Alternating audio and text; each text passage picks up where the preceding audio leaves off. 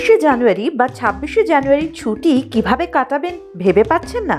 হাতে অল্প ছুটি রয়েছে, বেরিয়ে আসতেই পারেন বাঁকিপুট থেকে। শহরের ভিড় থেকে অবসরে রেহাই পেতে চাইলে চলে যেতেই পারেন বাঁকিপুটে। সেখানকার প্রাকৃতিক সৌন্দর্য অপূর্ব, সমুদ্র তো আছেই, পাশাপাশি এখানে রয়েছে শতাব্দী প্রাচীন মন্দির কপালকুণ্ডলা উপন্যাসে যার উল্লেখ রয়েছে। কি দেখবেন? সমুদ্র সৈকতে সূর্যোদয় ও সূর্যাস্ত দেখতে পারেন। দরিয়াপুর লাইট হাউস থেকে ঘুরে আসতে পারেন। পেটুয়াঘাট মৎস্য বন্দরে, রসুল নদী এবং সমুদ্রের সঙ্গমস্থলেও যেতে পারেন আপনি।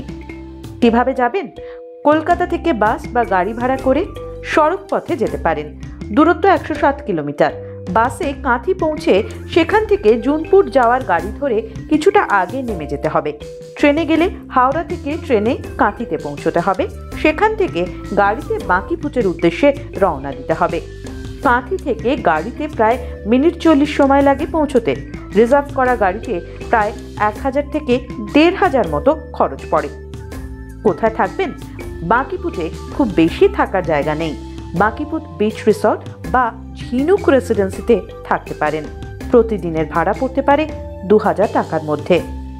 ফলো করুন দৃষ্টিভঙ্গির ফেসবুক পেজ, টুইটার ও ইনস্টাগ্রাম। সাবস্ক্রাইব করুন আমাদের ইউটিউব চ্যানেল।